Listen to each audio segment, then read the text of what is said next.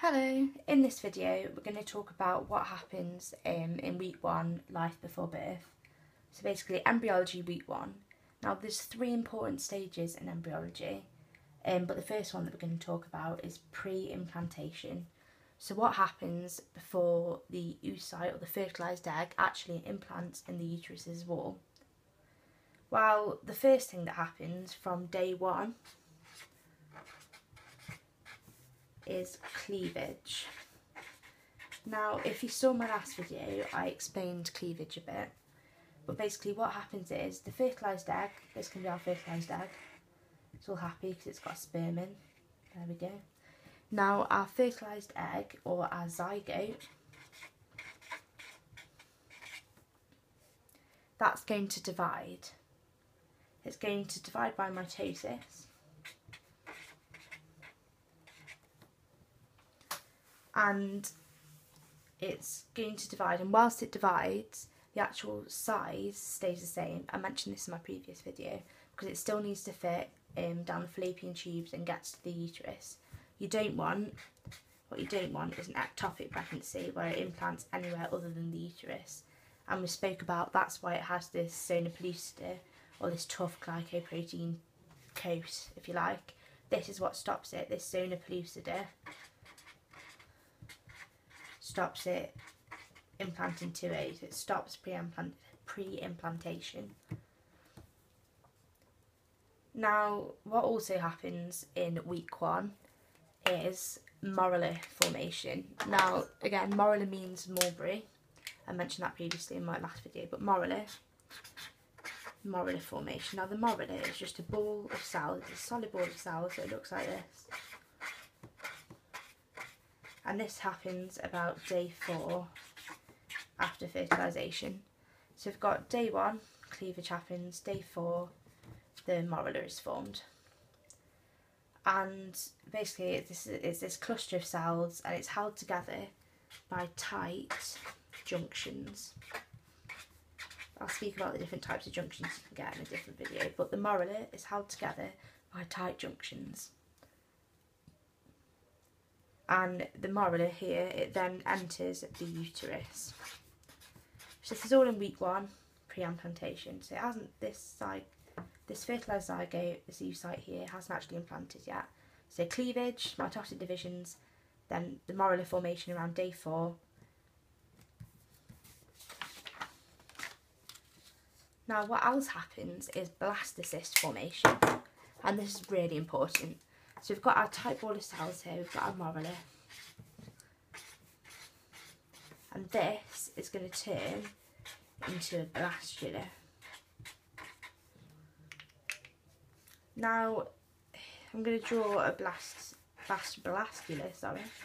Here's our blastula. Now if you remember, the morula there is a tight ball of cells, solid cluster of cells held together by tight junctions, whereas our blastula here, this is different, because this has a cavity.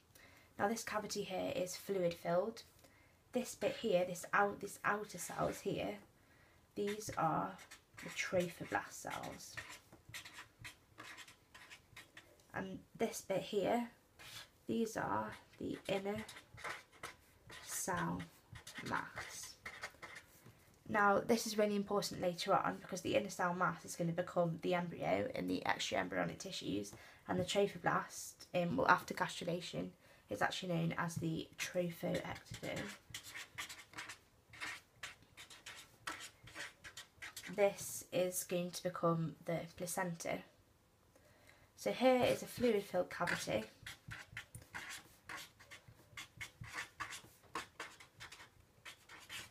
And this here, this blastocyst formation, is the first sign of cellular differentiation. So the formation of this inner cell mass here, I've cut it in so you can differentiate more easily. And the formation of this trophoblast here, first sign of differentiation. And we know that this is going to form, these outer ones are going to form placental structures, this is going to form the embryo, the inner cell mass. And what also happens is, we've spoke about, here's our fertilised egg, all happy and smiling again because it's got a sperm. This is the zona pellucida, and we know that this was to stop pre-implantation.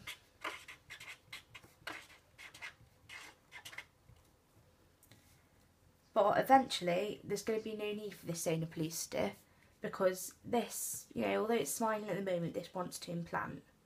And so what happens is, here is our blastocyst. Again, these are the trophoblast cells. I'm just drawing it slightly smaller than last time. And here's our inner cell mass here. And we know there's only pellucida surrounds it, but basically what happens is, this blastocyst here, it starts to run out of nutrients, it needs to implant. And so fluid, imagine this is our zona pellucida, fluid is going to enter through the zona pellucida into the spaces of the inner cell mass. And this is what basically forms the fluid-filled blastocyst cavity. So the zona pellucida isn't there forever, eventually it dissolves, the blastocyst, you know, kind of hatches out from the zona pellucida. And that is what happens in week 1. And the reason that this blastocyst here hatches out of the zona pellucida, put that in inverted commas, is because this, you know, it's to facilitate implantation.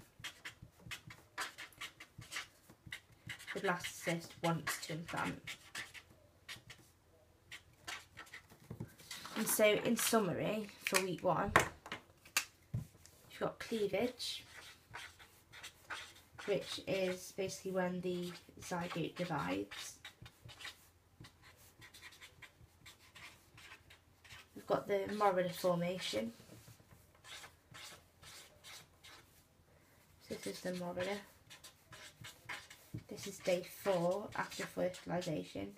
Cleavage is day 1. And you've got the blastocyst forming from the morula.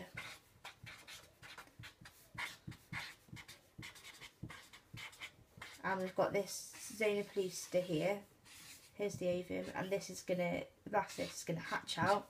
It's gonna be like, no, I want to be free now, so it's gonna hatch out. Fluid enters and it hatches out of the zona pellucida so that it can, keyword here, implant.